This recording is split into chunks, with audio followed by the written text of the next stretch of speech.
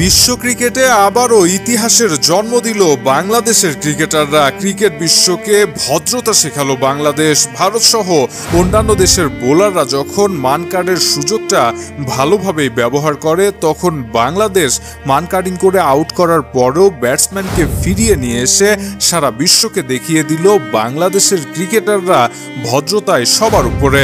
ক্রিকেটে বিতর্কিত নিয়মগুলোর মধ্যে অন্যতম মান carding out. Bowler bowling action শেষ করার আগেই নন স্ট্রাইকার যদি পপিং ক্রিজ ছেড়ে চলে যান, তাহলে স্ট্যাম্প ভেঙে দিয়ে তাকে রান আউট করা হয়। সেটিকে মান কার্ডিং বলা হয়। ভারতের সাবেক ক্রিকেটার ভিনু মানকাডের নাম অনুসারে এই নাম দেওয়া হয়েছে।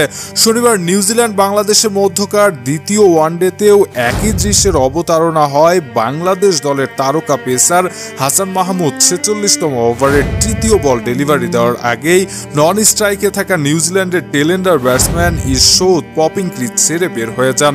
তখন হাসান মাহমুদ বল ডেলিভারি না দিয়ে স্ট্যাম্প ভেঙে দেন। ক্রিকেটীয় আইনে এটা বৈধ আউট। ফিল্ড আম্পায়ার টিভি আম্পায়ারের সাহায্য নিয়ে রিভিউ দেখে আউটের সিদ্ধান্ত নেন, কিন্তু বাংলাদেশ দলের অধিনায়ক লিটন কুমার দাস ও বোলার হাসান মাহমুদ আম্পায়ারের সাথে কথা বলে ড্রেসিং রুমের দিকে ফিরে যাওয়া ব্যাটসম্যান ইশোদকে মাঠ থেকে বের হওয়ার আগেই ক্রিজে ফিরিয়ে নিয়ে আসেন। টাইগারদের এই ভদ্রতায় মুগ্ধ হন ব্যাটসম্যান ইশোদ। তিনি উইকেটে ফিরে নিজের হাত থেকে ব্যাট মাটিতে ফেলে দিয়ে হাতের গ্লাভস খুলে বোলার হাসান মাহমুদের সঙ্গে হাস্যোজ্জ্বল অবস্থায় করমর্দন করেন। টাইগারদের এই ভদ্রতায় মুগ্ধ হন ভক্ত সমর্থকরাও।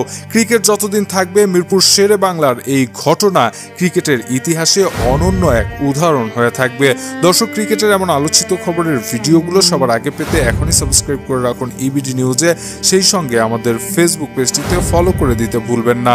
কথা হবে পরবর্তী ভিডিওতে। সে পর্যন্ত ভালো থাকবেন। ধন্যবাদ।